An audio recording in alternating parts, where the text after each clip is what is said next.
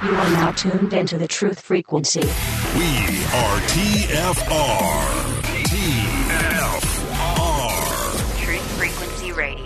Sit watching our TVs while some local newscaster tells us that today we had 15 homicides and 63 violent crimes, as if that's the way it's supposed to be. We know things are bad, worse than bad.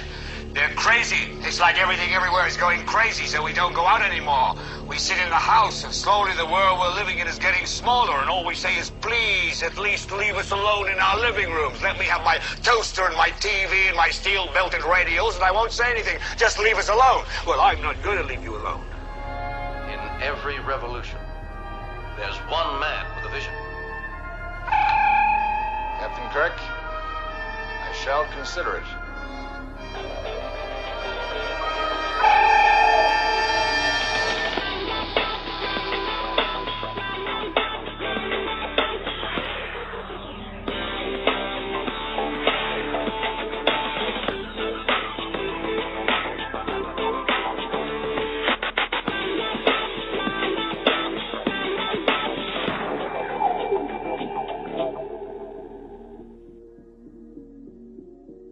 I've been a participant in some of the most insidious lies and witnessed to deeds that no crazed man could imagine. I spent years watching you from my lofty position to know that you were the one I could trust.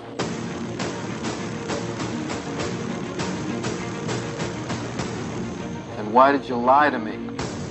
There still exist some secrets which should remain secret. Truths that people are just not ready to know. Who are you to decide that?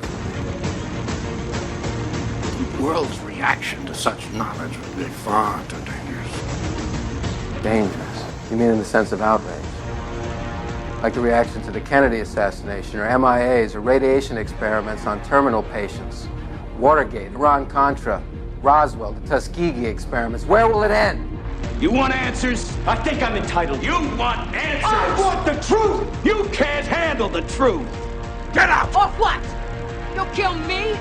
Always remember, dissension's the greatest form of patriotism. The very word secrecy is repugnant in a free and open society.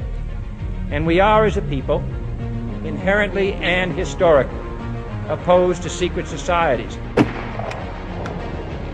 We have before us the opportunity to forge a new world order. Yes, we can. And you say.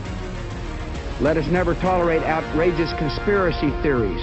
A lie is most convincingly hidden between two truths. Well, I guess it won't end. No! I don't have time for this. This is about saving the future of humanity. We know things are bad, worse than bad. We know the air is unfit to breathe and our food is unfit to eat. I don't want you to protest. I don't want you to write to your congressman because I wouldn't know what to tell you to write. I don't know what to do about the depression and the inflation and the crime in the street. All I know is that first, you've got to get mad. The line must be drawn here. This far, no farther. I want you to get up right now. Go to your windows, open them, and stick your head out and yell, I'm a human being. My life has value, and I'm not going to take this anymore. You shall not pass! You're listening to the Revolutionary Radio Project with your host, Rob Skiba.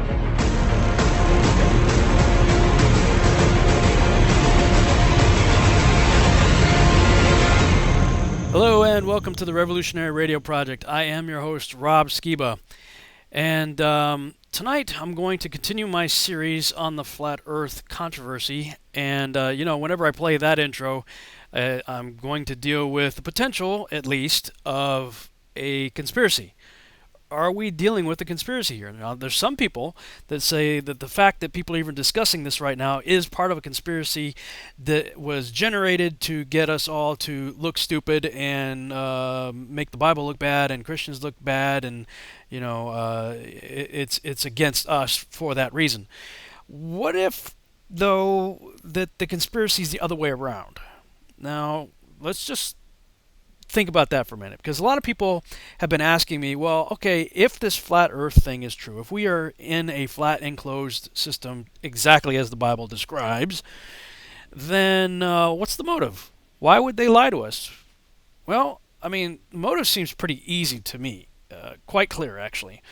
First, you get people to doubt the Word of God by destroying the very foundation of our Bible, Genesis, specifically the creation account. Second, set up a new paradigm where God is out and science is in. Evolution thus removes God from the equation. Then when evolution finally runs its course and becomes utterly bankrupt, introduce the idea of intelligent design. But deny the true designer his due credit and place it rather on ancient aliens.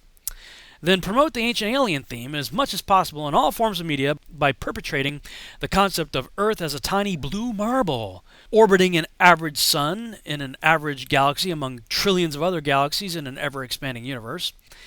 Interesting that a new blue marble just came out this week. With so much potential for life to exist in such a vast expanse, the idea of alien scientists being our creators seems a lot more plausible over time and heavy indoctrination.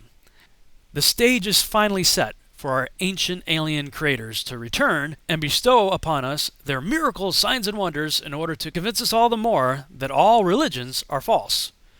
We then put our trust in them. And finally, when Christ does return, we are all convinced that he is the enemy and our united world gathers together to make war with him. Is that what's happening? I don't know. I'm just considering the possibilities here. But with that in mind, consider what the scientists of our day have to say about God and our Bible. What would you say to some of the parents who are like, look, we're going to go ahead, we'll learn about evolution, but we also believe in creationism. What is the harm in learning the Bible's creation story? Well, learning the story is fine. I mean, that's great. But it's not science. And tax dollars used for science education shouldn't be used to teach creationism as an alternative. Creationism is not right. The notion of creationism, or in fact, look, Senator Marco Rubio, who's presumably a reasonably intelligent man, was asked what's the age of the earth.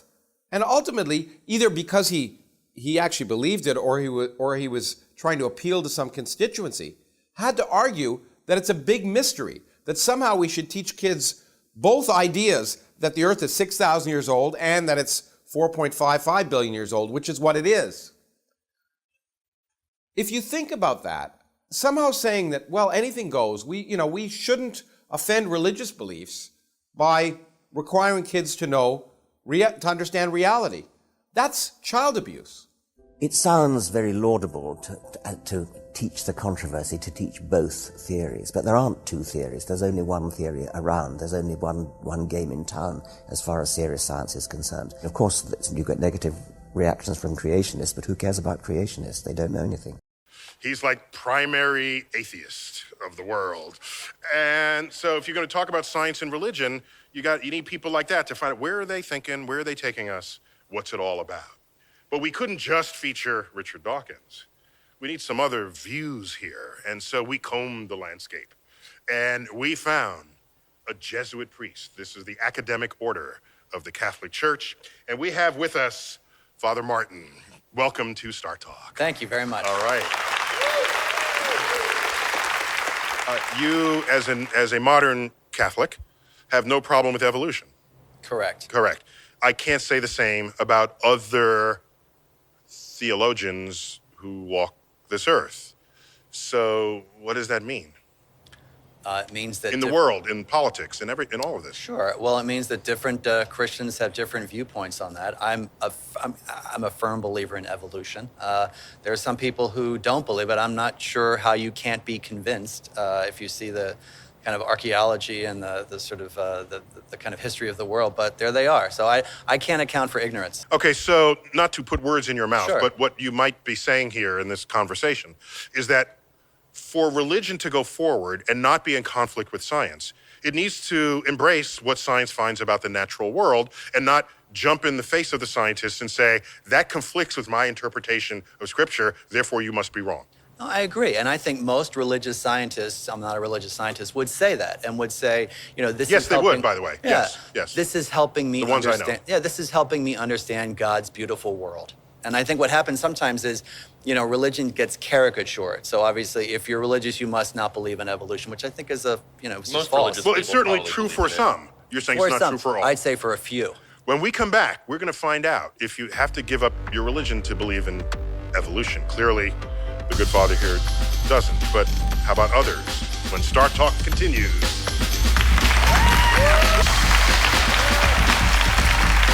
So, one of the great questions out there is, how do we get more religions or more people who are religious on board with the moving frontier of science? Recognizing that you don't have to give up your religion unless perhaps your religion requires that there was no evolution. If it requires it, maybe you got to sort of lose it. But that's probably pretty few religions, right? I would think so. Yeah. I'm thinking, right? I mean, well, I hope so. I frankly, I have a confession to make, priest. This is your second confession. I'm listening. I don't understand people who can't believe in evolution. I don't understand people who don't look at, the sort of carbon dating and things like that and fossils. I can't understand it. And I have a hard time understanding why people cannot accept the fact that God can work through evolution, that it's just as much of a miracle of creation if it takes 10 million years or 15 million years as if it took 7 days. So I don't understand that. Or we shouldn't say religious people think this or religious people think that, because it is a label that is applied to people and often applied to make them seem uneducated, insane, or just idiots. And as if you have to check your brain at the door.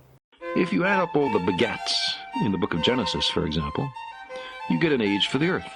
6,000 years old, plus or minus a little. The universe is said to be exactly as old as the earth. This is still the standard of Jewish, Christian, and Muslim fundamentalists, and is clearly reflected in the Jewish calendar. But so young a universe raises an awkward question. How is it that there are astronomical objects more than 6,000 light years away? It takes light a year to travel a light year, 10,000 years to travel 10,000 light years, and so on. When we look at the center of the Milky Way galaxy, the light we see left its source some 30,000 years ago. The nearest spiral galaxy like our own, M31 in the constellation Andromeda, is 2 million light years away. So we're seeing it as it was when the light from it set out on its long journey to Earth 2 million years ago. And when we observe distant quasars 5 billion light years away, we're seeing them as they were 5 billion years ago before the Earth was formed. They are almost certainly very different today. So if, despite this, we were to accept the literal truth of such religious books, how could we reconcile the data? The only plausible conclusion, I think, is that God recently made all the photons of light arriving on the Earth in such a coherent format as to mislead generations of astronomers into the misapprehension that there are such things as galaxies and quasars, and intentionally driving them to the spurious conclusion that the universe is vast and old. This is such a malevolent theology, I still have difficulty believing that anyone, no matter how devoted to the divine inspiration of any religious book, could seriously entertain it. Consider again that pale blue dot we've been talking about. Imagine that you take a good long look at it. Imagine you're staring at the dot for any length of time. And then try to convince yourself that God created the whole universe for one of the 10 million or so species of life that inhabit that speck of dust.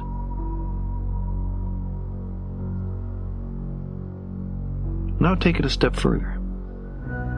Imagine that everything was made just for a single shade of that species, or gender, or ethnic or religious subdivision.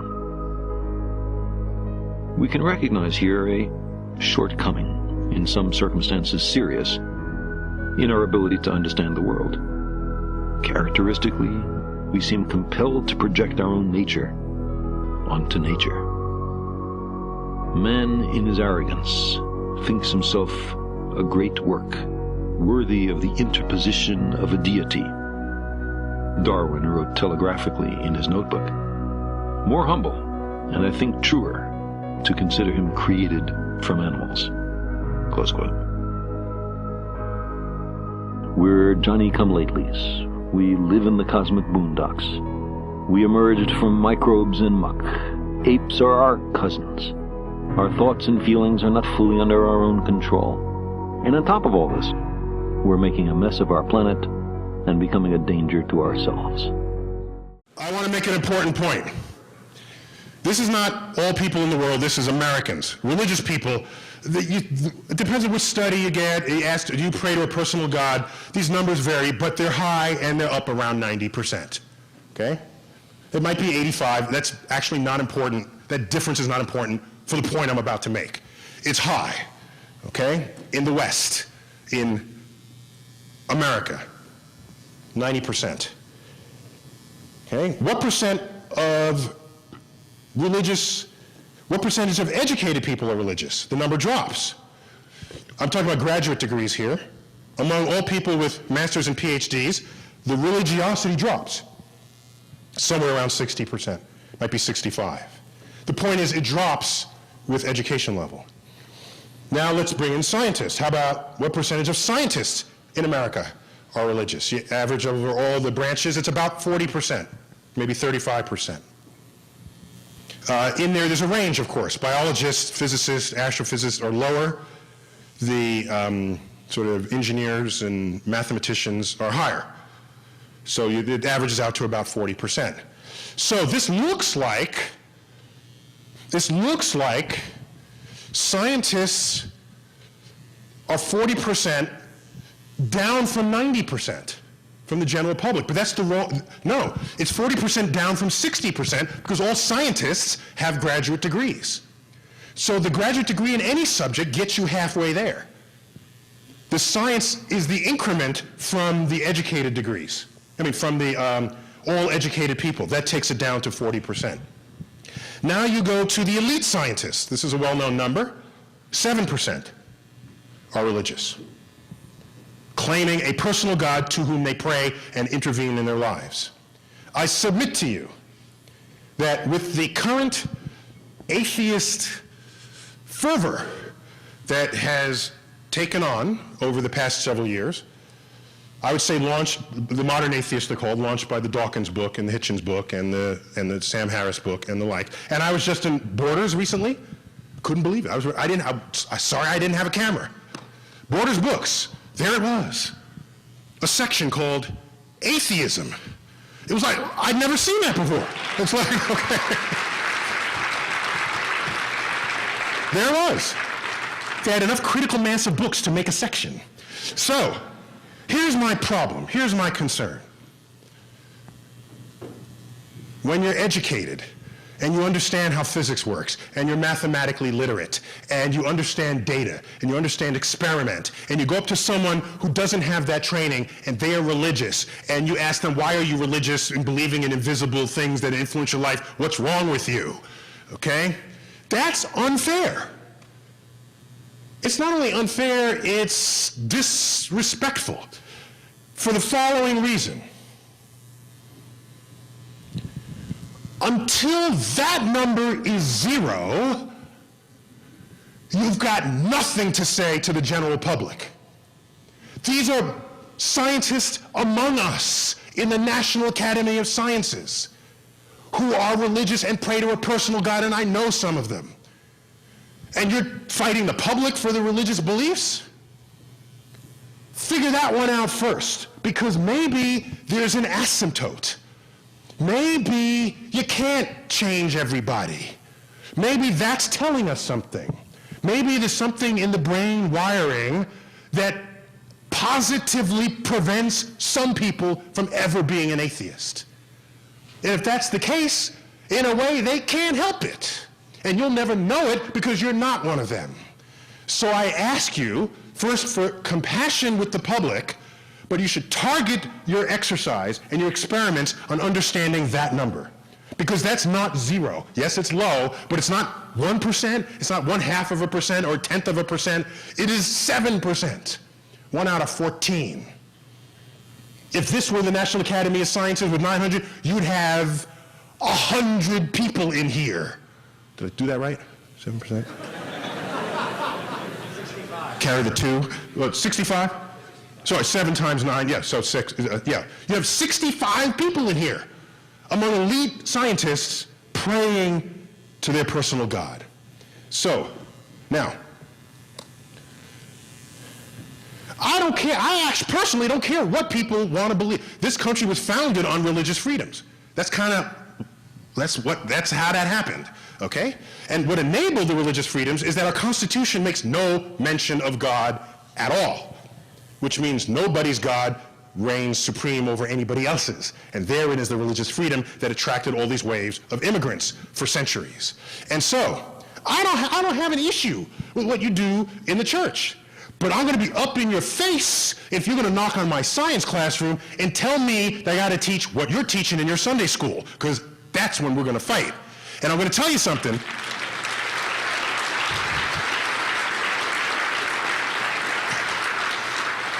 There's no tradition of scientists knocking down the Sunday school door, telling the preacher, that might not necessarily be true. That's never happened. There are no scientists picketing out front of churches. There's been this coexistence forever. So to have the religious communities knocking down the science door, there's something wrong there. And I think back to Al-Ghazali and the 12th century and the fall of that intellectual empire. And it's got me scared in America.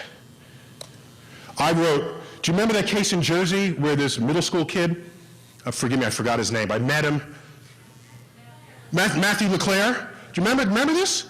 It is in his history class, the teacher was saying that Jesus is the only one and true Savior, and Christianity is the only one and true religion, and if you were not, you were damned to hell. And he pointed to a Muslim girl and said she's damned to hell already, it's too late for her, and that Noah's Ark carried dinosaurs on it, and that the Big Bang and evolution are not scientific. He recorded this and submitted it to the New York Times. And it became a whole expose on this teacher. And then what happened? The ACLU came out and separation of church and state, and it's a violation of the separation of church and state. And I said, you know, I don't normally get in those arguments because I got the universe to worry about. I let that go. But then I thought, no, people are missing something here.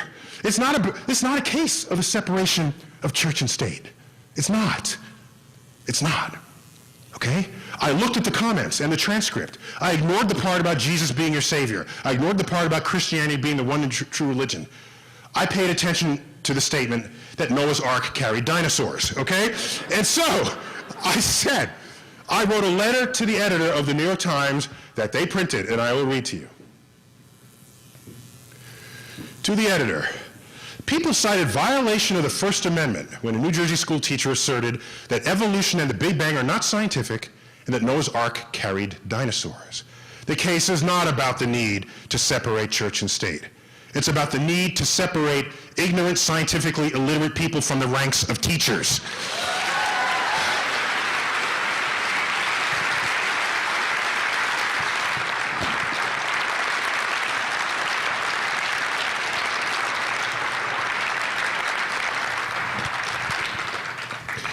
Let's fix this one once and for all, okay? Let's just fix this, okay? Once and for all. Yes, Einstein and God were like that, okay?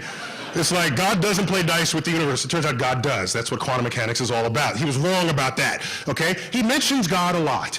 And so all the religious people like claiming him because he's famous and he's unimpeachably smart. And if you get famous, smart scientists in your camp, that boosts your camp, okay? But let's straighten this out once and for all. Here's a letter from Albert Einstein in his later years, 1954, a couple of years before he died. It was, of course, a lie, what you read about my religious convictions. A lie which is being systematically repeated. I do not believe in a personal God, and I've never denied this, and have expressed it clearly. If something is in me which can be called religious, then it's the unbounded admiration for the structure of the world so far as our science can reveal it. Case closed. So anyone says Einstein was religious, just show him this letter, okay? This guy, Neil deGrasse Tyson, yes, he is apparently a very smart man, but this guy is unbelievably full of himself. Listen to this. Characteristic you value most in yourself. I like, and I've worked hard at this, the ability to just speak something that is so fundamentally true that it's not subject to your opinion about what I just said. That gets an absolute. That gets right into the center of any conversation, and then I can walk out and let that be the it's not, why you think that, but I think something else. Then why even have the conversation? Then there's an old saying, in the universe, there are the laws of physics, and everything else is opinion. Everything else is just opinion. You can walk into a room and you are the one who has the truth. You are the source for truth. All right, sure, whatever. I mean, listen to this guy. There was another show he did on Star Talk where he was talking about how he has celebrities on, and he gives them the privilege of asking him any question they might have. Maybe they don't spend much time with scientists, so I try to give them a chance to sort of ask any questions that might be lingering within them, especially of the universe, because there aren't that many astrophysicists in the world. That you can just call. Just not that many. There are about 7,000 of us. Yeah, I was about to say, and I know two. Right. So I'm doing pretty good here. Yeah, you're doing real good, honey. Yeah, so there's about 7,000 professional astrophysicists and about 7 billion people in the world. So, Charles, you do the math, what do you get? We are 1 in a million, everybody. Yeah. And you got two right here. We are 1 in a million, everybody. I'm feeling so special. Yeah. So I try to give them that opportunity. So we closed out the interview. I just asked, you got any questions you got for me? Let's see. You got any questions for me? Because I'm 1 in a million, and I know everything there is to know about the universe. So you can ask me. Yeah, I have a lot of hubris, but I'm humble. Just ask me. And it seems to be a trend with these guys, and Bill Nye is about the same way, especially when it comes to issues of people who believe the Bible. 46% of Americans believe the story of Genesis is true. So I just want... amazing. It's astonishing. I know that the world was created in 6 days.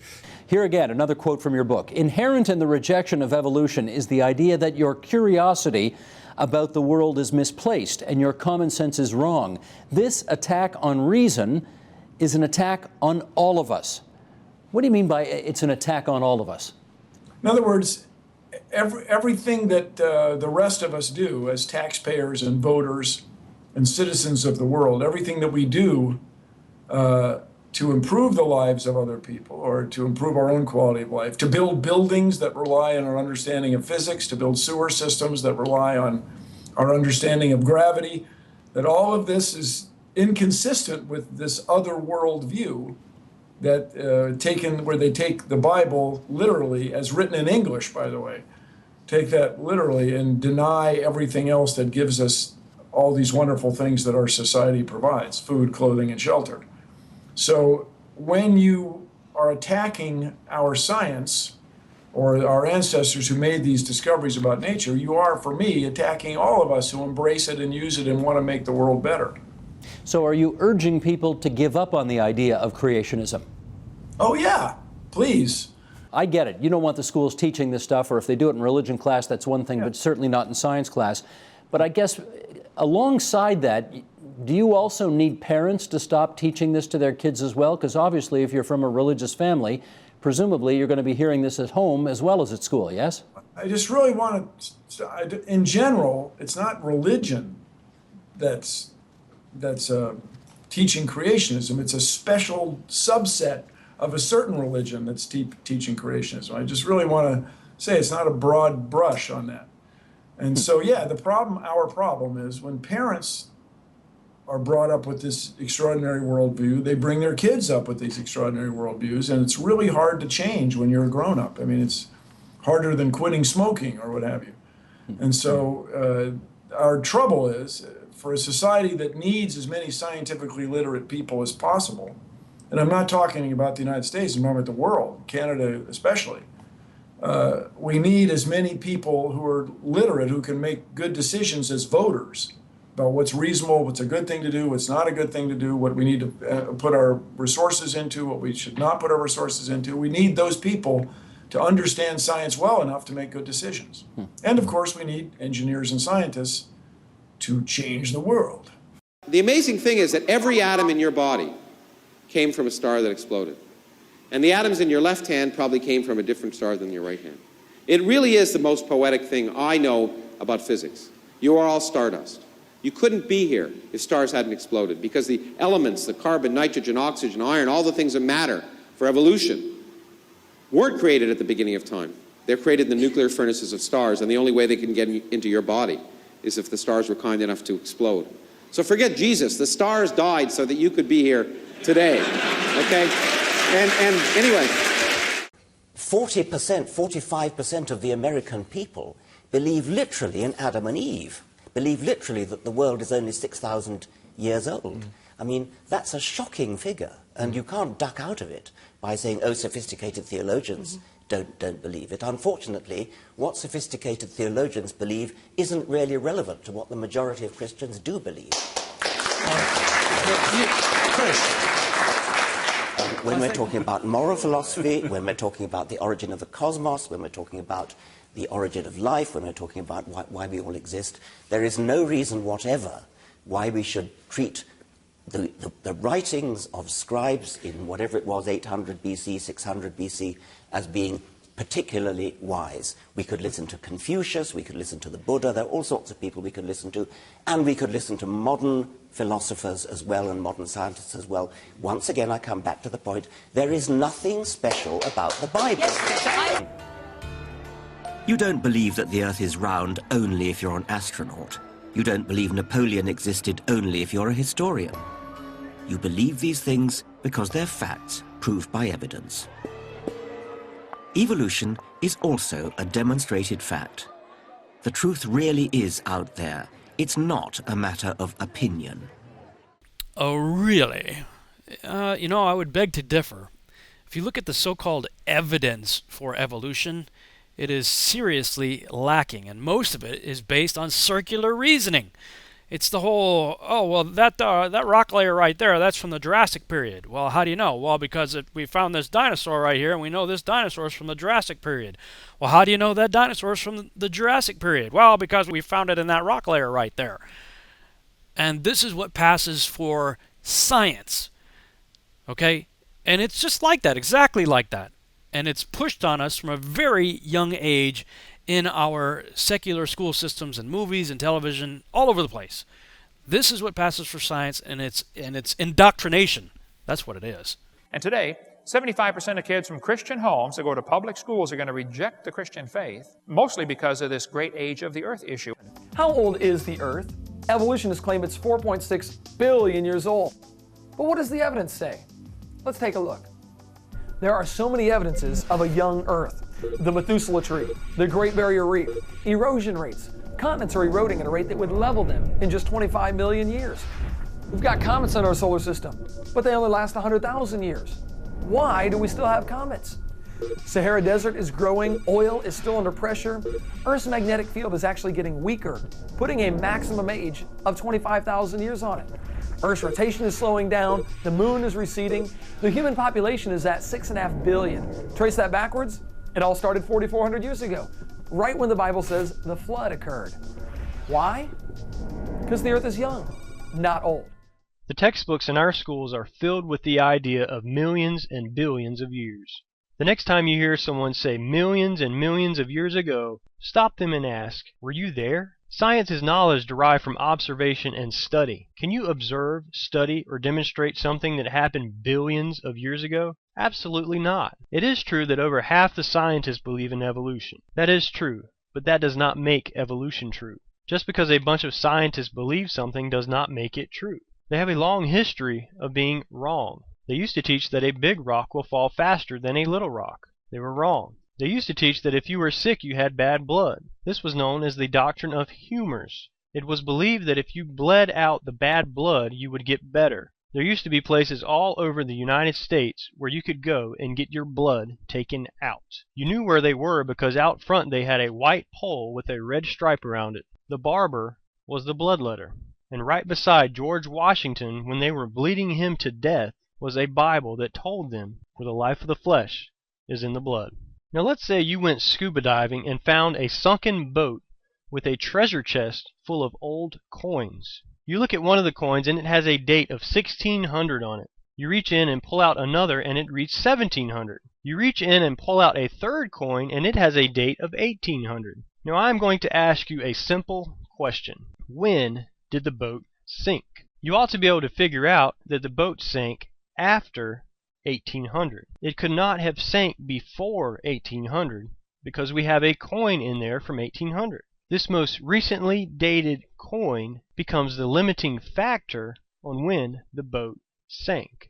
There are numerous scientific ways to show the universe is not billions of years old. In 2011, the world's population reached 7 billion people. In 1985, there were 5 billion people on planet Earth. And in 1800, there were only 1 billion people on the planet. Most people agree that there were only about 1 billion people around 1800. The world's population at the time of Christ was about 250 million people. Starting from the Bible, we see that 6,000 years ago, God created everything. 4,400 years ago, there was a worldwide flood in which only 8 people survived. And this is exactly what the evidence shows. The current population shows only 4,400 years of growth. God's word is truth. Let's talk about supernova rings. When a star blows up, it creates a nova or a supernova. Astronomers have observed that about every 30 years a star dies and explodes into a supernova. There are only about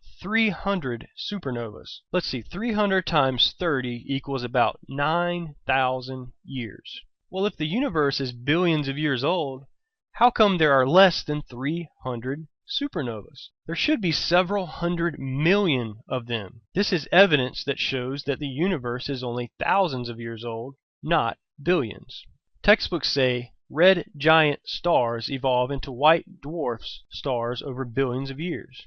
They teach that it takes billions of years for a star to evolve from a red giant to a white dwarf. Well, we know this is not true. Egyptian hieroglyphs from 2000 BC describe Sirius as red. It was observed to be red as recently as 150 AD. Today, it is a white star binary. So no, it does not take billions of years for this to happen. It only takes thousands.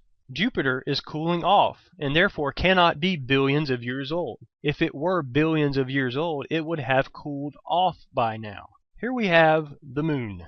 The moon goes around the Earth. I think we can all agree about this. As the moon goes around the Earth, it is gradually getting farther away. We are slowly losing the moon.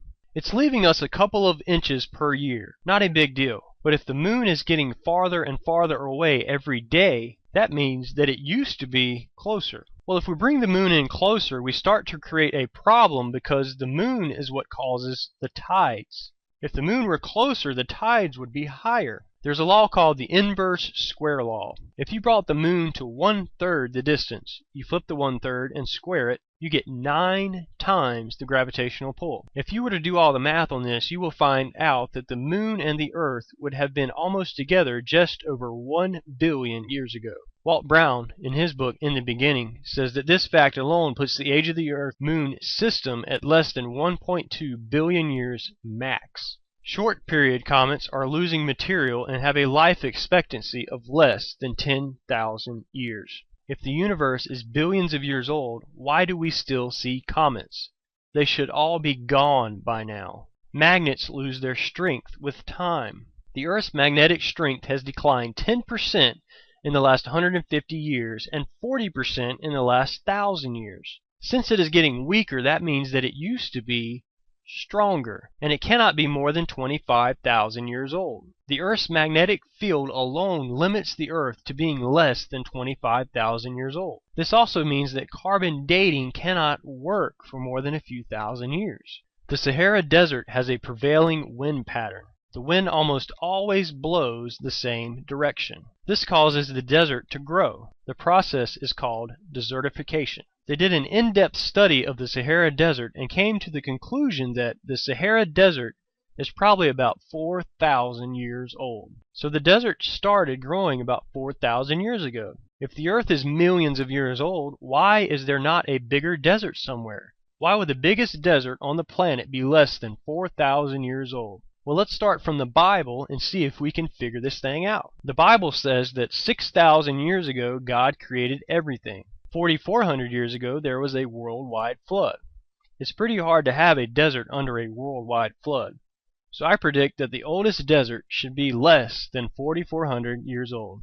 And it is. Again, God's word is truth. Sometimes when they drill into the ground, they hit oil. And these oil wells can have up to 20,000 pounds per square inch of pressure. That is a lot of pressure. 20,000 psi.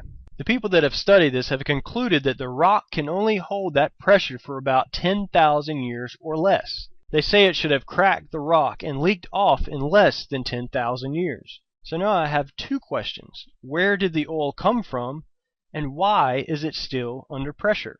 Most scientists agree that oil comes from organisms that are changed by heat and pressure, turning them into oil. And it does not take millions of years to make oil.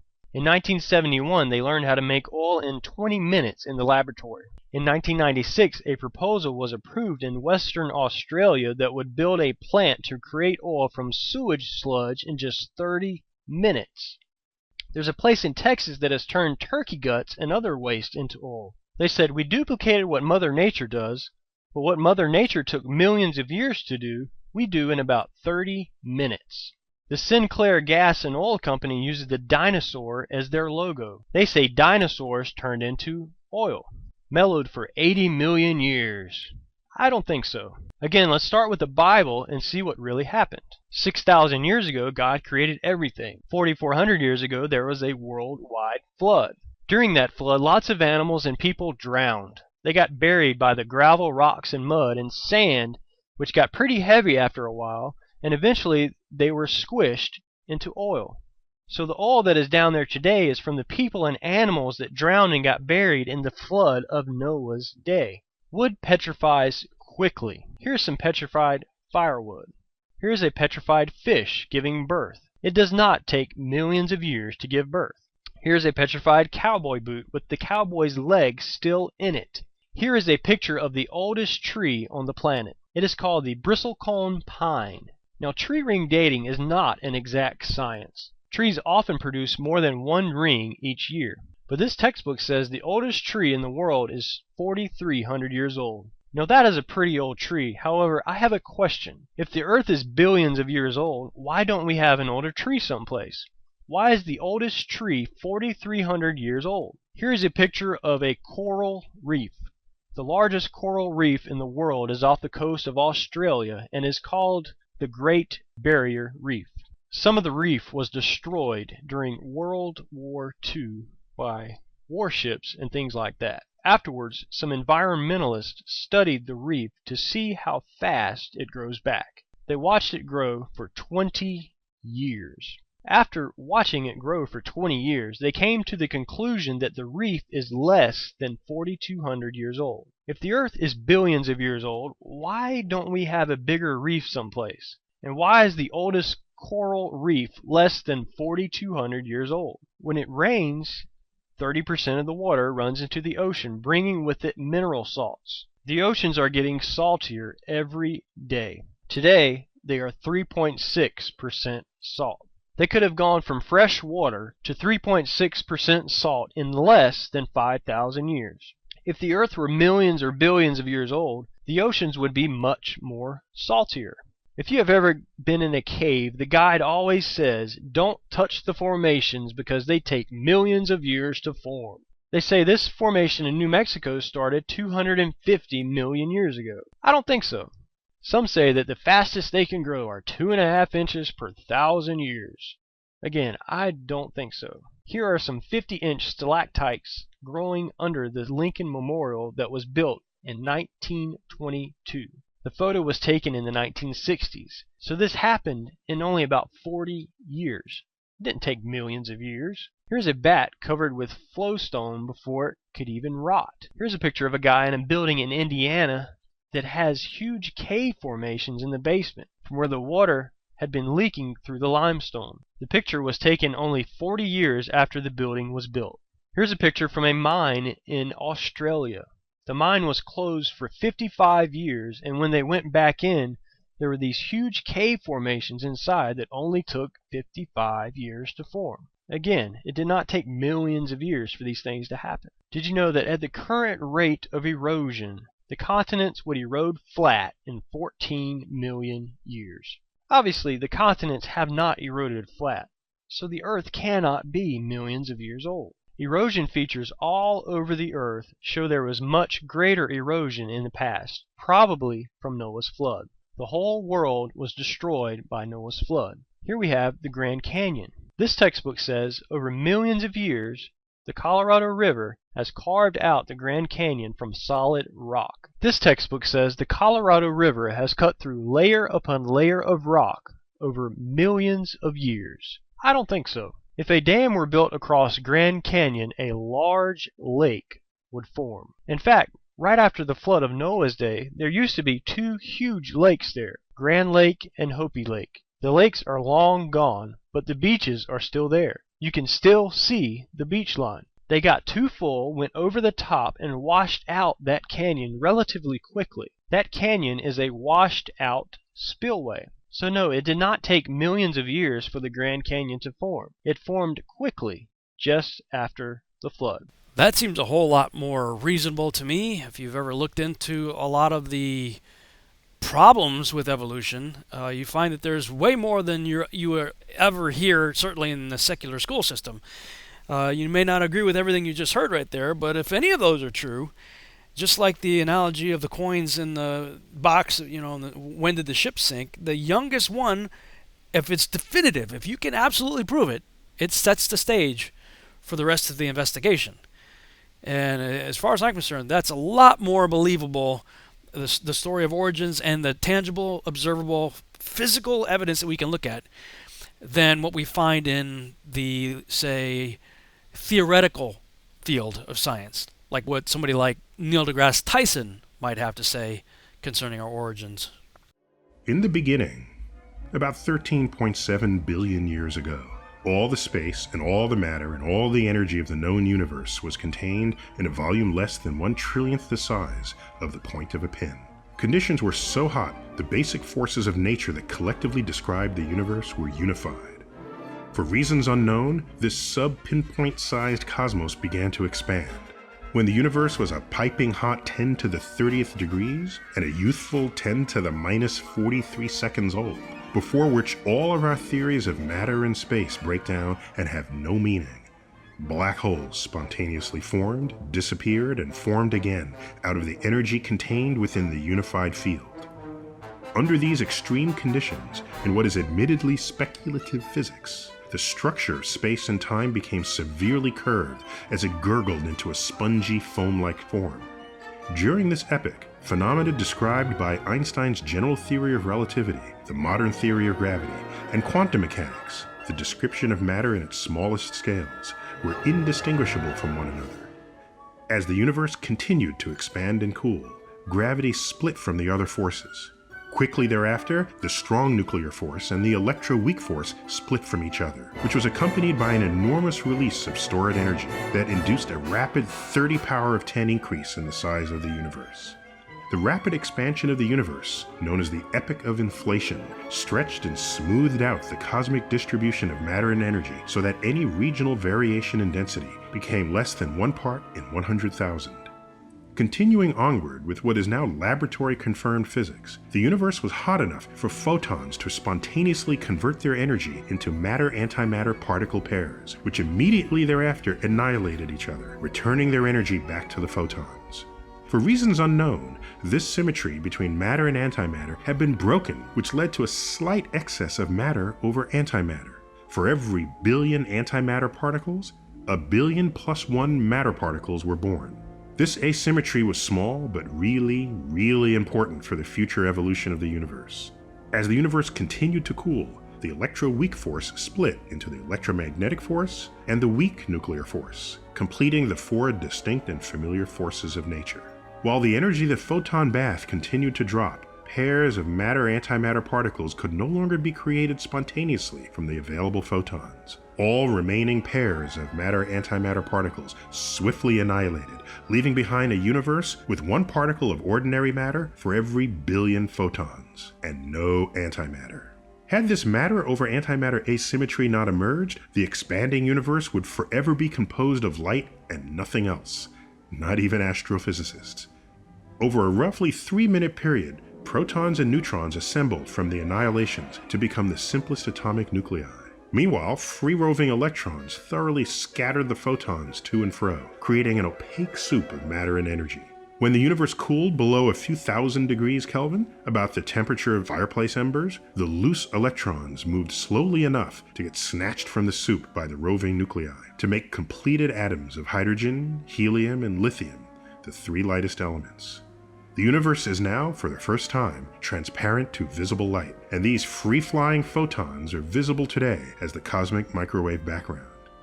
Over the first billion years, the universe continued to expand and cool as matter gravitated into these massive concentrations we call galaxies. Between 50 and 100 billion of them formed, each containing hundreds of billions of stars that undergo thermonuclear fusion in their cores. Those stars with more than about 10 times the mass of the Sun achieve sufficient pressure and temperature in their cores to manufacture dozens of elements heavier than hydrogen, including elements that compose the planets and the life upon them. These elements would be embarrassingly useless were they to remain locked inside the star. But high-mass stars fortuitously explode, scattering their chemically enriched guts throughout the galaxy. After 7 or 8 billion years of such enrichment, an undistinguished star was born in an undistinguished region of an undistinguished galaxy in an undistinguished part of the universe, the outskirts of the Virgo supercluster. During the formation of this star system, matter condensed and accreted out of the parent cloud of gas while circling the Sun. The gas cloud from which the Sun formed contained a sufficient supply of heavy elements to form a system of planets, thousands of asteroids, and billions of comets. For several 100 million years, the persistent impacts of high-velocity comets and other leftover debris rendered molten the surfaces of the rocky planets, preventing the formation of complex molecules. As less and less accretable matter remained in the solar system, the planet's surfaces began to cool. The one we call Earth formed in a zone around the Sun where oceans remain largely liquid in form. Had Earth been much closer to the Sun, the oceans would have vaporized. Had Earth been much farther, the oceans would have frozen. In either case, life as we know it would not have evolved. Within the chemically rich liquid oceans, by a mechanism unknown, there emerged simple anaerobic bacteria that unwittingly transformed Earth's carbon dioxide-rich atmosphere into one with sufficient oxygen to allow aerobic organisms to emerge and dominate the oceans and land. These same oxygen atoms, normally found in pairs, O2, also combined in threes to form ozone, O3, in the upper atmosphere that protects Earth's surface from most of the Sun's molecule-hostile ultraviolet photons. The remarkable diversity of life on Earth, and we presume elsewhere in the universe, is owed to the cosmic abundance of carbon and the countless number of molecules, simple and complex, made from it. How can you argue when there are more varieties of carbon-based molecules than all other molecules combined? But life is fragile. Earth's encounters with large, leftover meteors, a formerly common event, wreak intermittent havoc upon the ecosystem. A mere 65 million years ago, less than 2% of Earth's past, a 10 trillion ton asteroid hit what is now the Yucatan Peninsula and obliterated over 70% of Earth's species of flora and fauna, including dinosaurs, the dominant land animals. This ecological tragedy pried open an opportunity for small surviving mammals to fill freshly vacant niches. One big-brained branch of these mammals, that which we call primates, evolved a genus and a species, Homo sapiens, to a level of intelligence that enabled them to invent methods and tools of science, to invent astrophysics, and to deduce the origin and evolution of the universe. Yes, the universe had a beginning. Yes, the universe continues to evolve. And yes, every one of our body's atoms is traceable to the Big Bang and to the thermonuclear furnace within high-mass stars. We are not simply in the universe, we are part of it. We are born from it. One might even say we've been empowered by the universe to figure itself out. And we've only just begun. When science continues to put out fiction like this, I mean, who needs Hollywood? And we've only just begun to prove how completely absurd we can be with our theories. I saw a short video on our origins on YouTube earlier today, and it was dealing with, we've all heard we share something like 98 or 99% of our genome with chimpanzees, which is one of the big proofs that we supposedly evolved from apes and chimpanzees. Well, okay, listen carefully to what they say as to how they arrived at the conclusion that we share that much in common with chimpanzees. When researchers sat down to compare the chimp and human genomes, those single-letter differences were easy to tally, but the big mismatch sections weren't.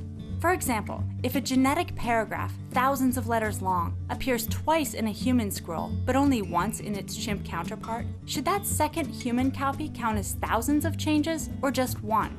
And what about identical paragraphs that appear in both genomes, but in different places, or in reverse order, or broken up into pieces? Rather than monkey around with these difficult questions, the researchers simply excluded all the large mismatch sections, a whopping 1.3 billion letters in all, and performed a letter-by-letter comparison on the remaining 2.4 billion, which turned out to be 98.77% identical. So, yes, we share 99% of our DNA with chimps if we ignore 18% of their genome and 25% of ours. Wow. I mean, this is absolute proof of how incredibly stupid science has become. I mean, did you hear what she said?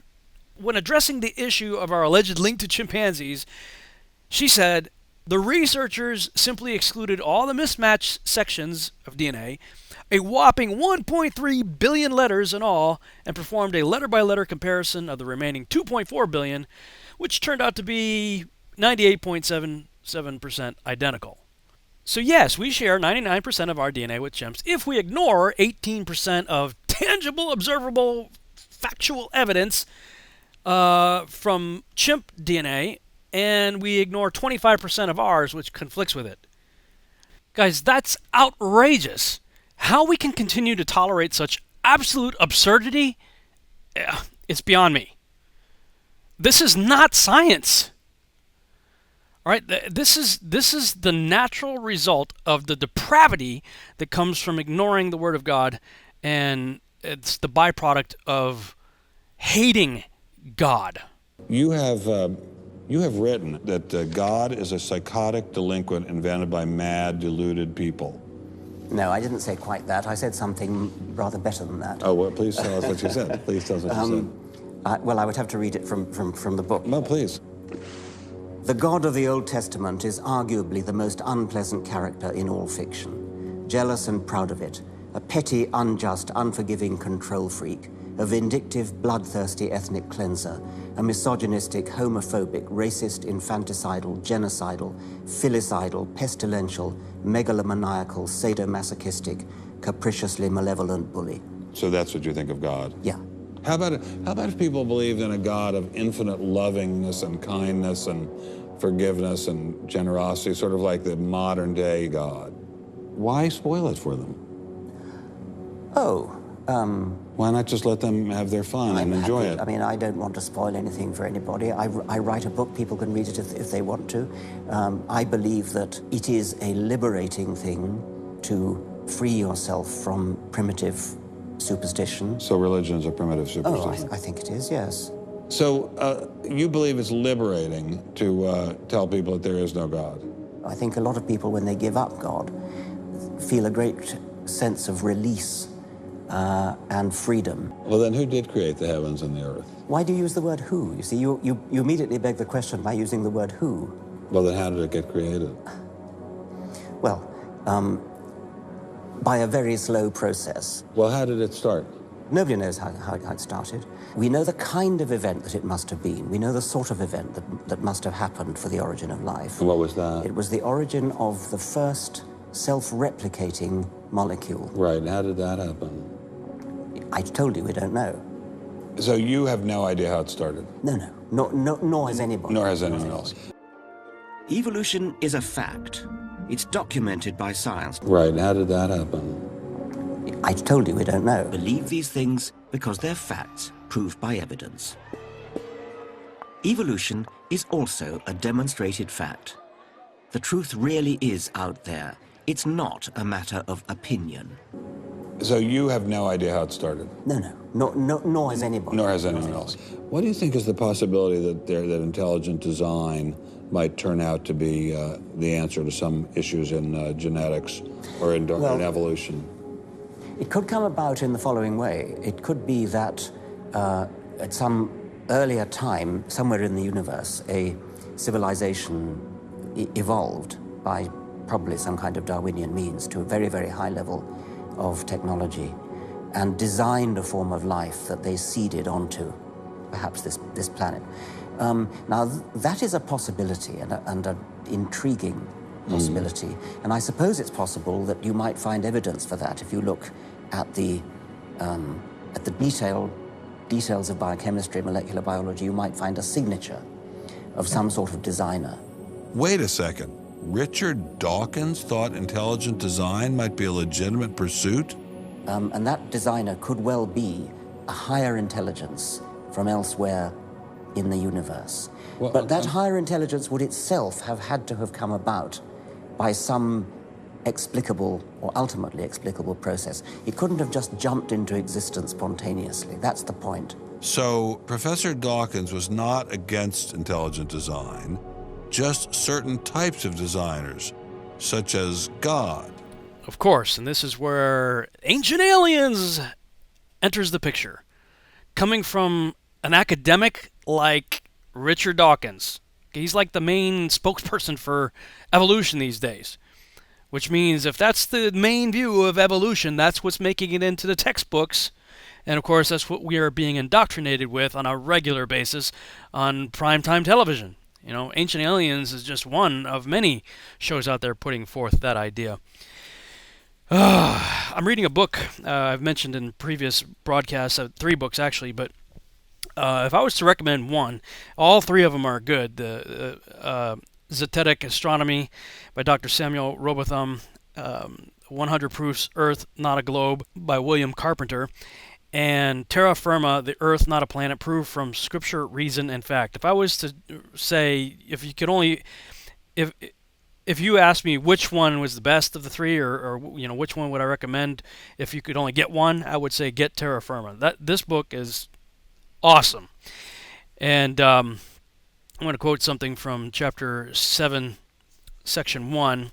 He said, "It is truly painful to contemplate the results of modern astronomy, its rejection of the Word of God with respect to the revolution of the sun and its consequent tendency towards infidelity, its abandonment of reason, and its denial of the proper use of our senses as to the observation of actual facts, its brazen effrontery in teaching without proof the most ridiculous fallacies. Fill the minds of the thoughtful and devout with real sorrow, knowing that so many have been already beguiled, and so many are still being beguiled under its baneful influence." Man, that's exactly what's happening. You know, this is what was going on in 1901, and it's only gotten worse since then. This author continues, "Herschel, perhaps, in one sense, as much as Newton himself, tried to make fools of us when he wrote the following tidbit, quote, 'In the order of our senses we transfer in idea the motion of the earth to the sun, and the stillness of the sun to the earth,' end quote. Which statement virtually means, do not believe your own senses, but take our theories for granted. If you do not feel any motion in the earth, imagine that you do.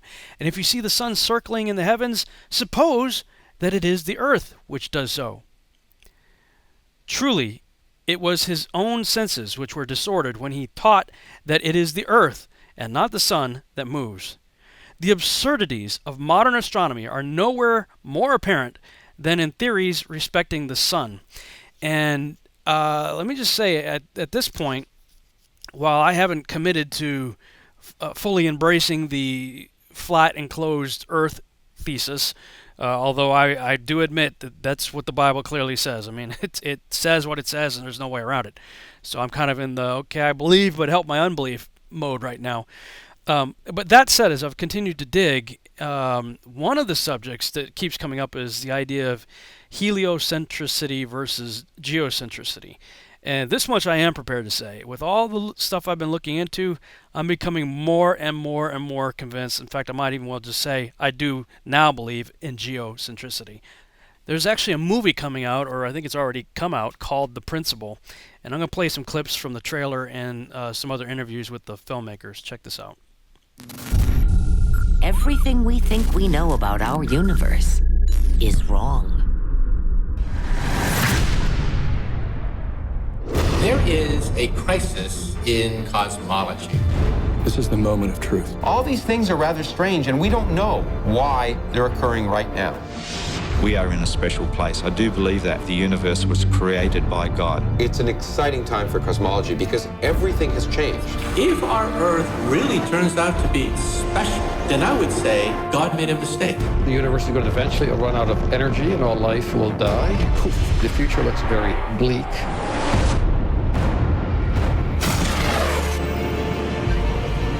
It's a strange time in cosmology because we don't understand nothing. Whole universes could come from nothing. Whoa, what is going on here? As it turns out, nothing is almost everything. Dark energy, as we call it, is the greatest mystery in all of creation. Science has said you must stay over in this category here and you cannot go into the God category because that's going to destroy our science. We have to ask Mother Nature, how do you work? There's a shelf full of Nobel Prizes for the physicists who can unlock the secrets of dark matter. You can go on some websites of NASA and see that they've started to take down stuff that might hint to a geocentric universe. We may be very special, but that doesn't mean the universe was created just for us. This idea that we're not in any special place in the universe, there's something wrong with that. So they sent up a satellite and they find out these temperature disturbances throughout the universe were all pointing to the Earth. When I see how barren the other planets are and how bountiful the Earth is, something's different, and we're in just the right spot. We seem to find ourselves in a part of the universe that is perfectly tuned for life.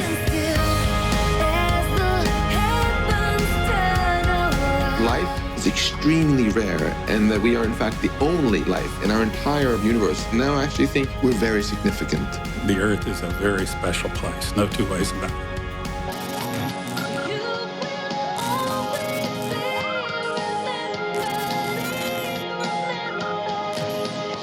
A new documentary is so controversial, scientists and even people in the movie are condemning it before they've had the chance to even see it.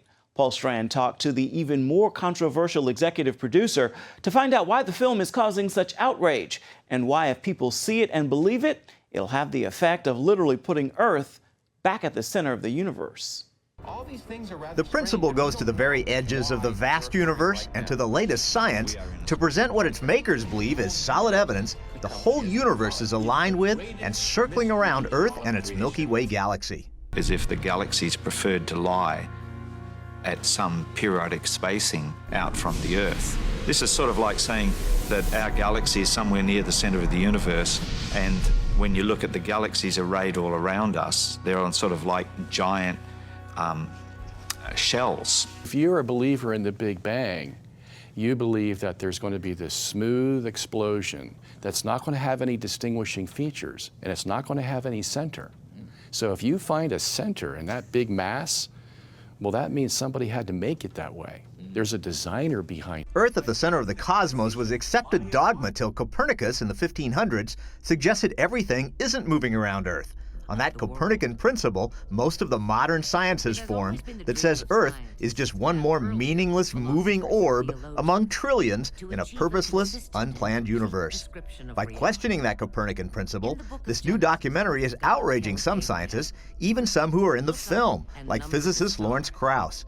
In the online magazine Slate, he's written, "The best thing we can all do when faced by nonsense like that, or equivalent silliness promoted by biblical fundamentalists, who claim that science supports a literal interpretation of the Bible, is to ignore it in public forums and not shine any light on the authors of this trash."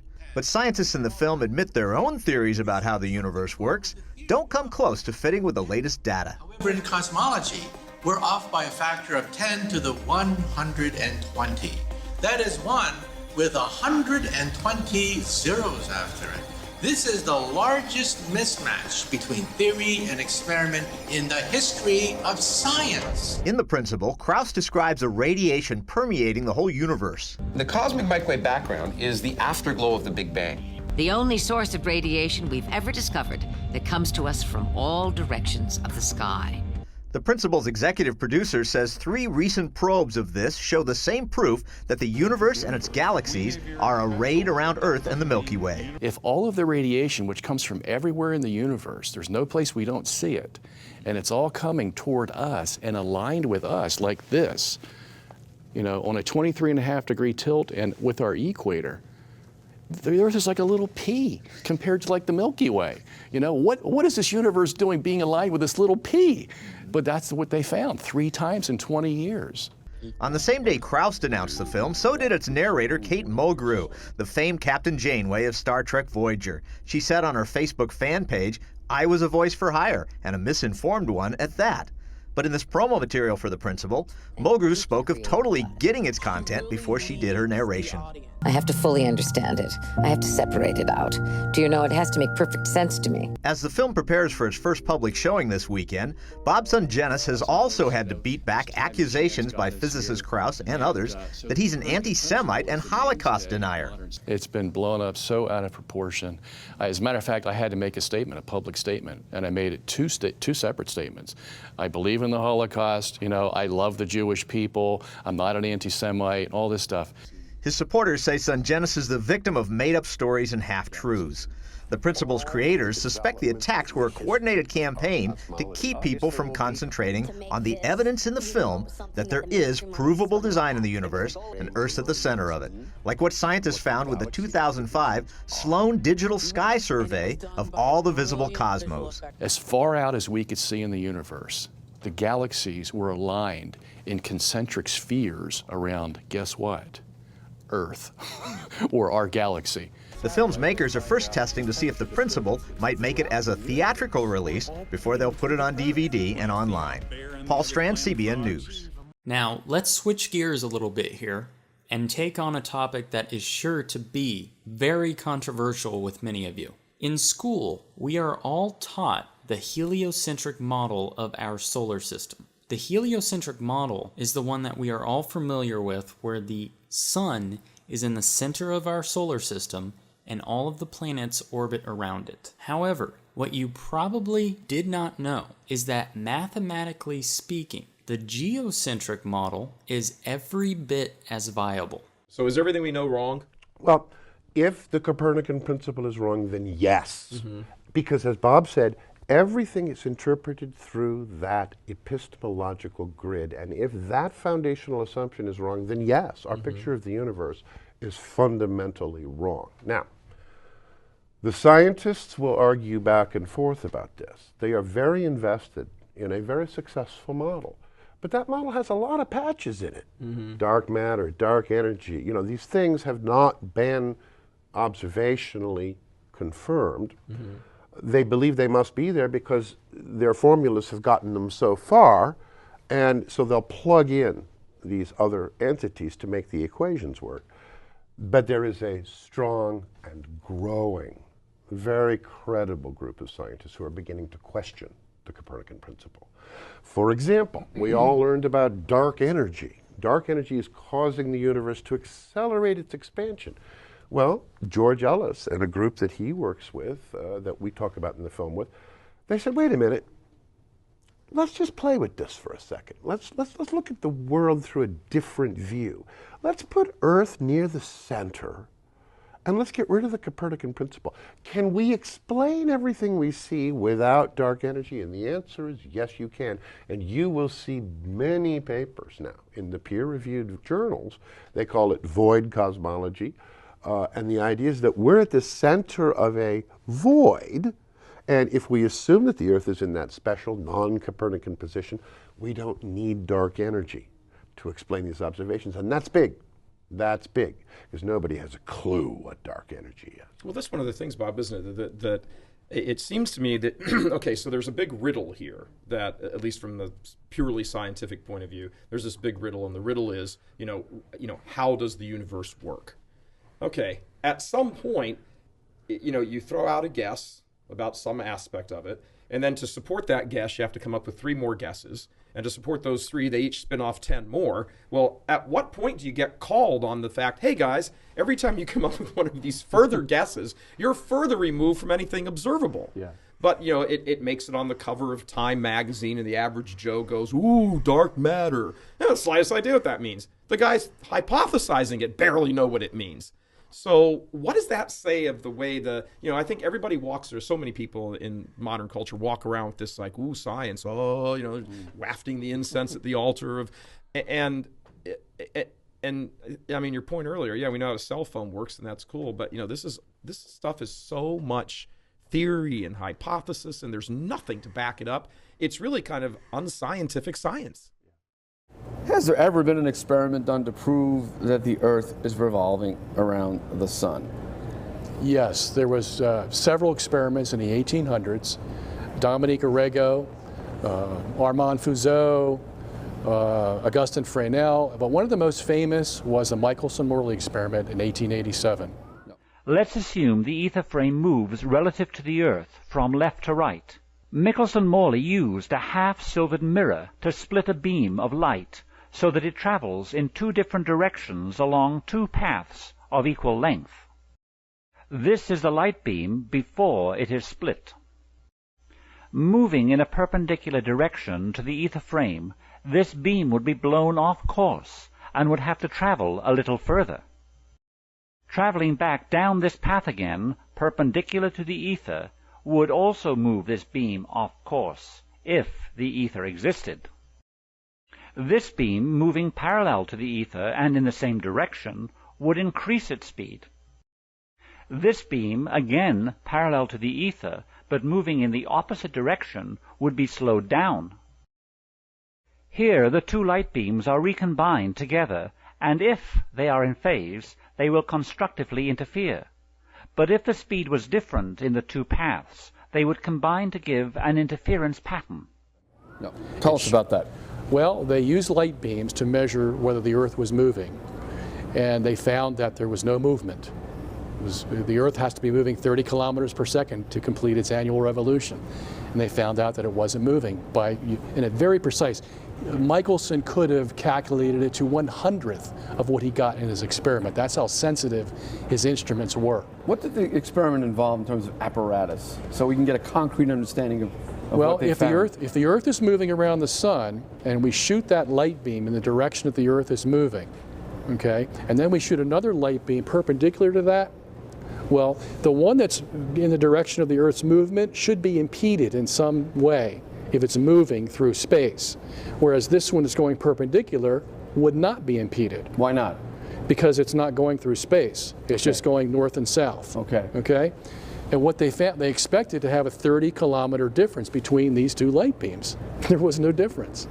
So the natural interpretation, and even Einstein admits this, Mach admits this, Born admits this, the natural interpretation is that the Earth isn't moving.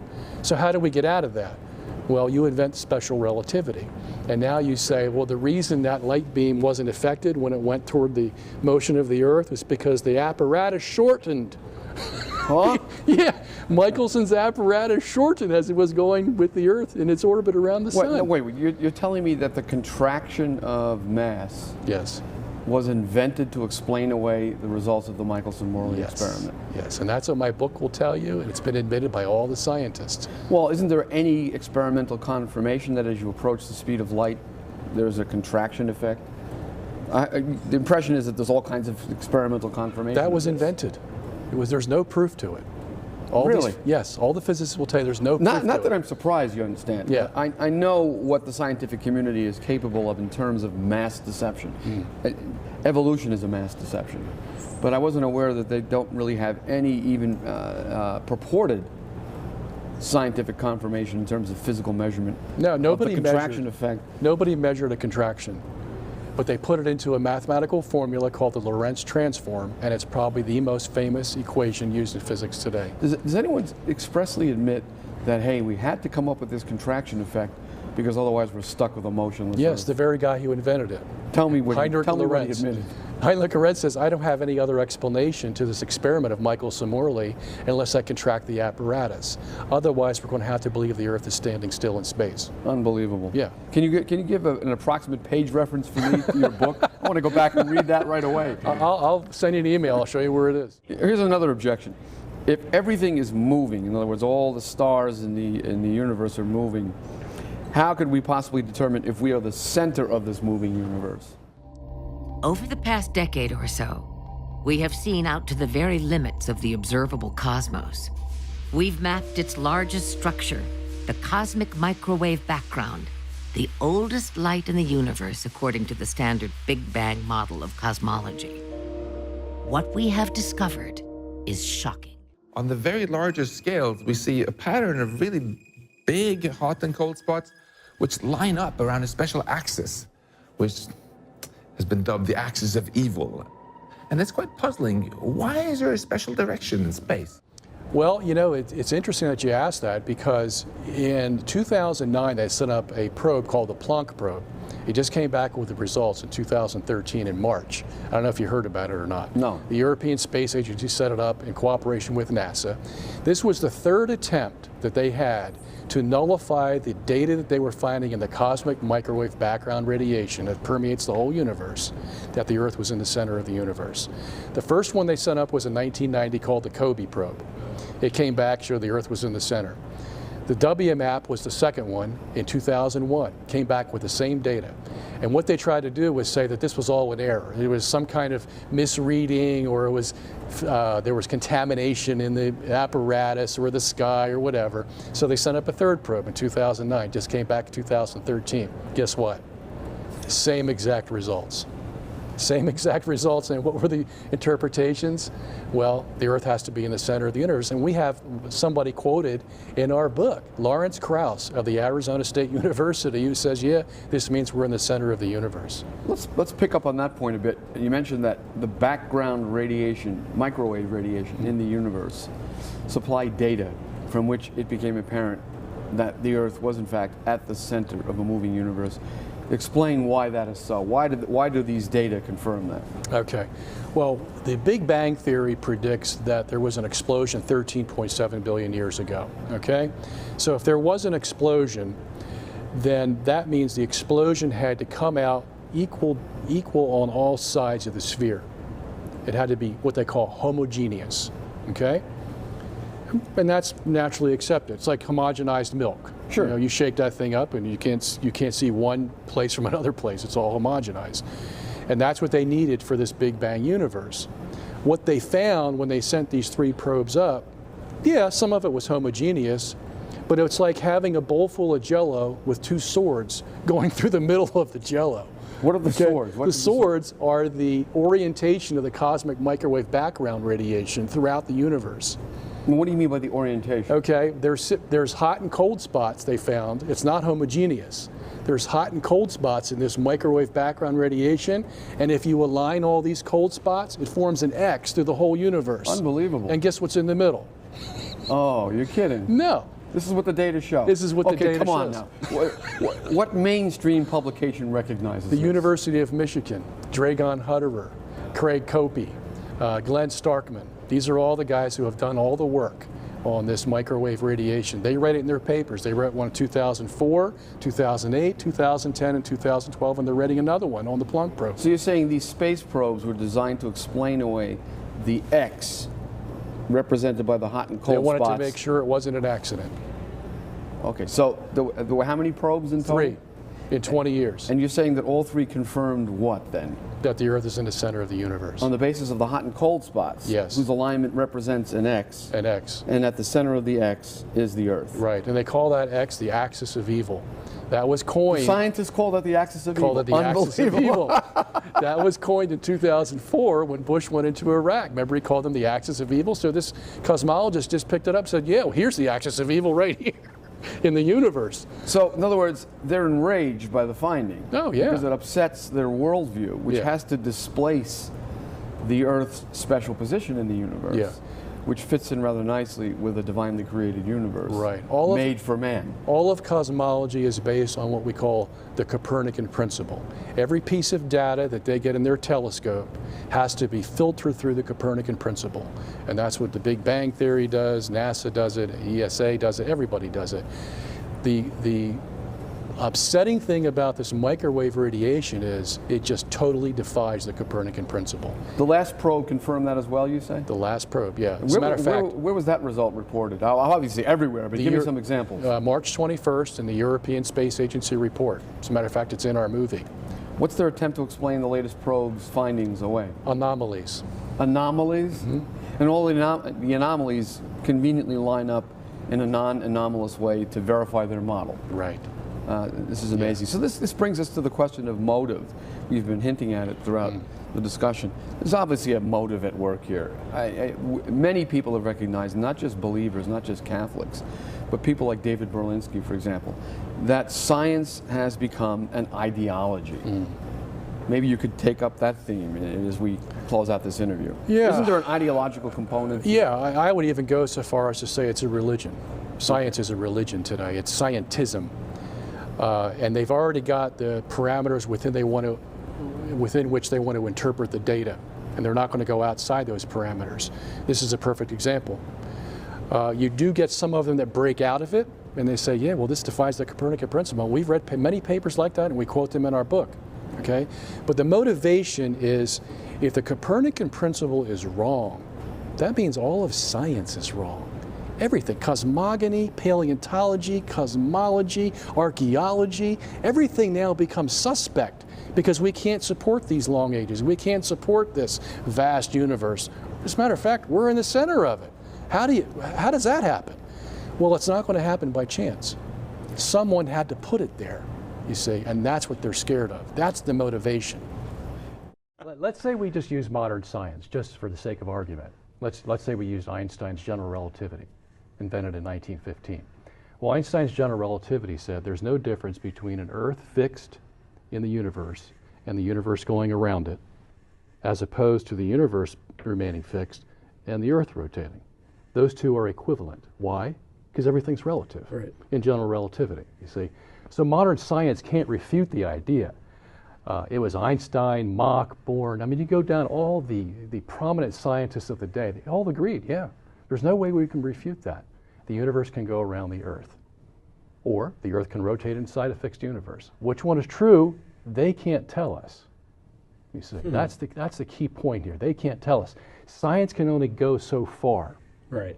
And then you have revelation, you see. Yes. And revelation fills the gap. Absolutely. Okay? It's interesting when you think about, okay, if we are, I'll borrow the prop myself. So here we are, assuming in the studio that the studio is the universe. We're on here looking out. And how do we know? I mean, if this is moving versus that's moving. Very good point. Yeah. This is the key. You're the fish in the aquarium. So how can you be in the aquarium and make an observation from outside the aquarium? You're in it. What a brilliant observation, Michael. And you put your finger on it. Because one of the interesting things about this film is that 500 years ago, you were crazy if you thought the Earth was rotating on its axis. 500 years later, you're crazy if you think it isn't. Yeah. I guarantee you the universe hasn't changed, right? So what has changed is our view. Yeah. In other words, oh, you're crazy to think, no, I'm afraid that's not going to work. Because physics itself had to reinvent itself at the beginning of the 20th century by Albert Einstein, because they couldn't measure that assumed motion of the Earth around the sun. One of the more interesting parts of our film is that experiment, that 1887 Michelson-Morley experiment, where they could not measure what they were sure was happening. So you have two doors. You have door number one. Well, maybe it ain't moving around the sun. Can't have that. Right. Door number two is we get to reinvent physics from the ground up. Again. And we have to say, yes, we have to say, no experiment can detect absolute motion. All physics can do is describe relative motion. And Einstein even says, it's a quote in our book, it is equally valid under relativity to talk about the Earth motionless at the center and the universe rotating around it, or the Earth rotating on its axis and the universe being steady. So, we are, in fact, at the center of the universe. Well, no big surprise. That's actually what the scriptures have to say. It says that we are here and everything is for our benefit. Neil deGrasse Tyson and others would say that we are completely insignificant, but apparently that's not what real science is revealing to be true. Okay, so if we are on a stationary planet, whether we're talking globe or flat, that would seem to throw most of what we've all been taught out the window. If we're not spinning and if we're not orbiting, I mean, most of what we have been taught in school and on movies and TV shows and documentaries is false. Copernicus, Galileo, they were wrong. In fact, I think there's a website out there called Galileo Was Wrong, and another, if I'm not mistaken, another documentary as well. So where does that leave us? I mean, are we looking at a conspiracy here or what? Well, this whole flat Earth controversy seems to be intimately connected to climate chaos, climate change. Remember that French ambassador dude, whatever, said there's 500 more days until climate chaos? We have 500 days to avoid the climate chaos. Very important issue of climate change, climate chaos, and I said that we had 500 days to avoid the climate chaos, and I know that President Obama and John Kerry himself are committed on this subject, and I'm sure that with them, with a lot of other friends, we should be able to reach a success of this very important matter. Let's talk about the French foreign minister. The French foreign minister has started the countdown Tuesday to the climate change disaster. He was with John Kerry, and John Kerry. These two are meeting about important things, like the world is melting down economically, the world is melting down socially, the world is melting down, and countries are in chaos, but they are addressing the big issues. And speaking in English, Fabius, the French foreign minister, Laurent Fabius, said, we're really worried about Iran and Syria and the Ukraine, but the very important issue, the issue of climate change and climate chaos. Climate chaos. So it's been global warming, climate change, climate disruption, now climate chaos. Hold on just a second. Chrissy, I'm only doing this. I'm only putting up with these flat earthers. We each got to do what we got to do. Today, later today, or tomorrow, you're going to have to come out with a statement about how much you hate me. I just want you to know right now, I just have to pretend that climate chaos isn't real. He said, that is a funny statement. I have to pretend climate chaos isn't real. Well, you laugh, but your days are numbered, mister. They are. Down to 499 now. He said, quote, we have 500 days to avoid climate chaos. And this was yesterday, so it's 499. I'm sure the president and John Kerry himself are committed on this subject, and I'm sure that with them, a lot of other friends, we shall be able to reach success on this very important matter. We have 499 days. I want a countdown clock on the show. Every day, I want to be able to 499 days to climate chaos. I think, and I mean this sincerely, at least I doubt the Blaze would, be for this, but I think we should. But we can put this up on glennbeck.com. I want a countdown clock to climate chaos. Mm-hmm. And that's fair. Mm-hmm. I mean, it's only fair to know when the chaos is going to arrive. And I want you to know that there is nobody out there at all on the left. They're not doing, Colbert's not doing a thing about the doom room with the French foreign minister and John Kerry. Oh, no. They're not going out and saying they're fear mongers. They're just trying to, gain wealth or I mean, think of the comments that we've made. I mean, because this is what they used to do to you. They used to say, oh, he's apocalyptic. He's talking about the end of the world. He's doom and gloom. When these guys can come out and literally say all of civilization is at immediate risk within 499 days. Well, that's just this guy. I would say Al Gore was saying the other day it's already here. So, I mean, I don't know where this guy gets this optimistic timeline of 500 days. I would say this guy's a flat earther compared to what Al Gore was saying the other day. Yeah. He was saying it's already here, it's already happening. You just keep saying it enough, and people will believe it. You just keep saying it enough with people saying, that people just don't stand up anymore. People don't push back anymore. People honestly don't mock them. We should have the countdown to chaos, climate chaos, 500 days, 499 now. Mm-hmm. Everybody should have one of those in their office. You should make one in your office. You should mock them just as they mock you. Mock them. I'd also like to because if you don't make it into a joke, it becomes real.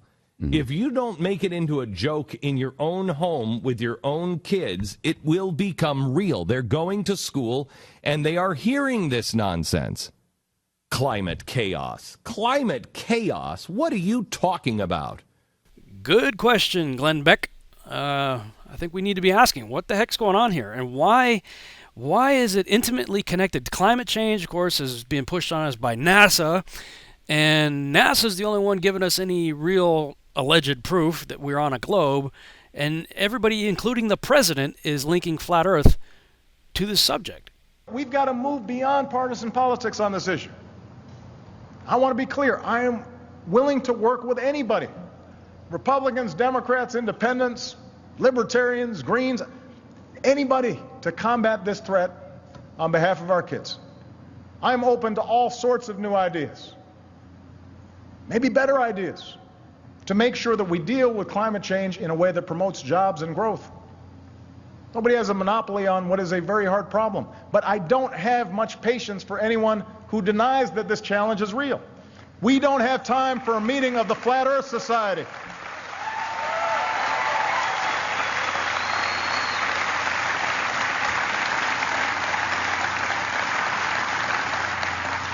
Sticking your head in the sand might make you feel safer, but it's not going to protect you from the coming storm. And ultimately, we will be judged as a people and as a society and as a country on where we go from here. Our founders believed that those of us in positions of power are elected not just to serve as custodians of the present, but as caretakers of the future. And they charged us to make decisions with an eye on a longer horizon than the arc of our own political careers. That's what the American people expect. That's what they deserve. And someday our children and our children's children will look at us in the eye and they'll ask us, did we do all that we could when we had the chance to deal with this problem and leave them a cleaner, safer, more stable world? And I want to be able to say, yes, we did. Don't you want that?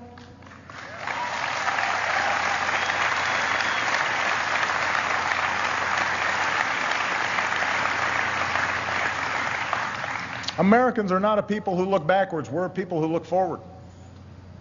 We're not a people who fear what the future holds. We shape it. What we need in this fight are citizens who will stand up and speak up and compel us to do what this moment demands. Understand, this is not just a job for politicians. So I'm going to need all of you to educate your classmates, your colleagues, your parents, your friends. Tell them what's at stake. Speak up at town halls, church groups, PTA meetings. Push back on misinformation. Speak up for the facts. Broaden the circle of those who are willing to stand up for our future. Convince those in power to reduce our carbon pollution. Push your own communities to adopt smarter practices. Invest, divest. Remind folks there's no contradiction between a sound environment and strong economic growth. And remind everyone who represents you at every level of government that sheltering future generations against the ravages of climate change is a prerequisite for your vote. Make yourself heard on this issue.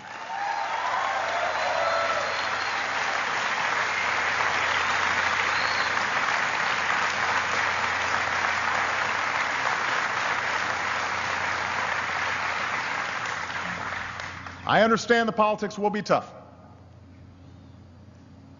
The challenge we must accept will not reward us with a clear moment of victory. There's no gathering army to defeat. There's no peace treaty to sign. When President Kennedy said we'd go to the moon within the decade, we knew we'd build a spaceship and we'd meet the goal. Our progress here will be measured differently. In crises averted. In a planet preserved. But can we imagine a more worthy goal? For while we may not live to see the full realization of our ambition, we will have the satisfaction of knowing that the world we leave to our children will be better off for what we did.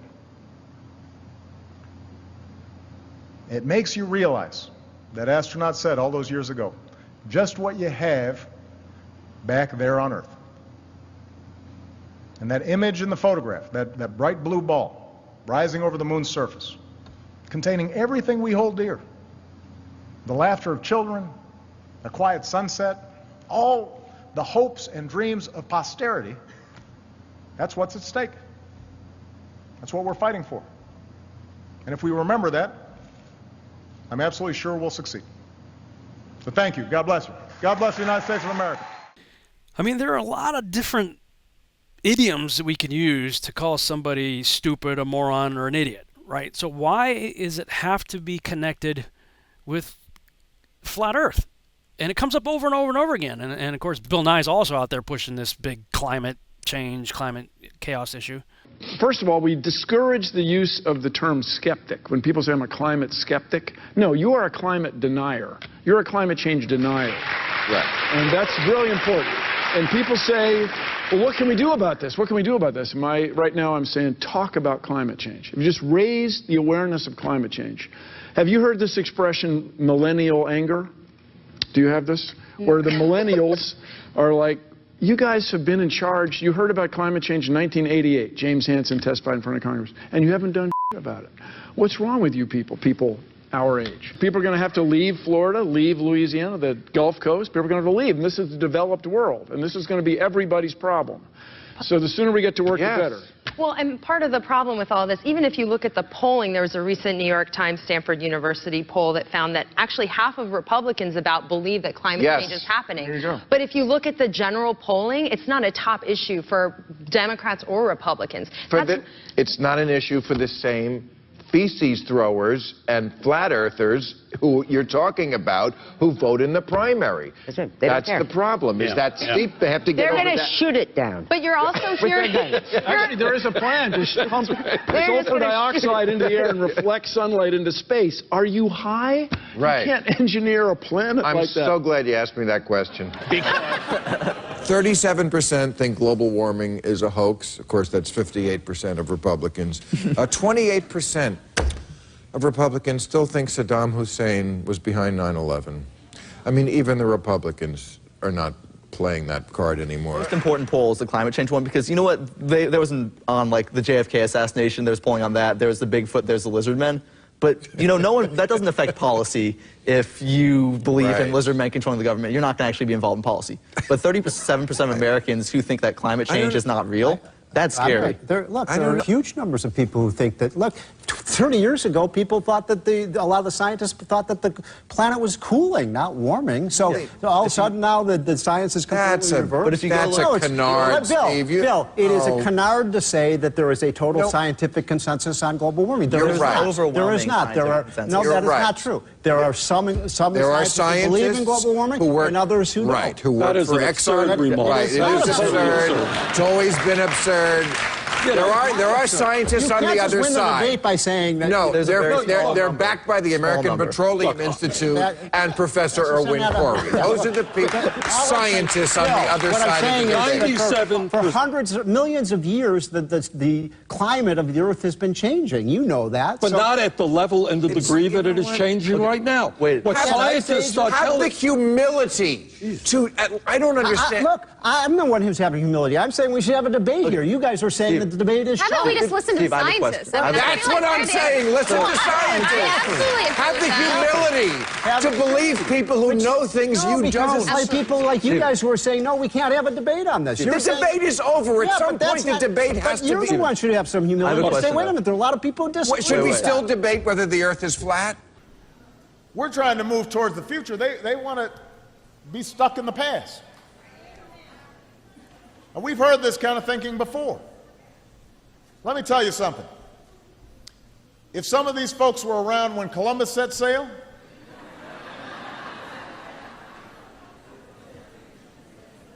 they must have been founding members of the Flat Earth Society. They would not have believed that the world was round. Is the world round? Is the world flat? You know, I'm still searching it out.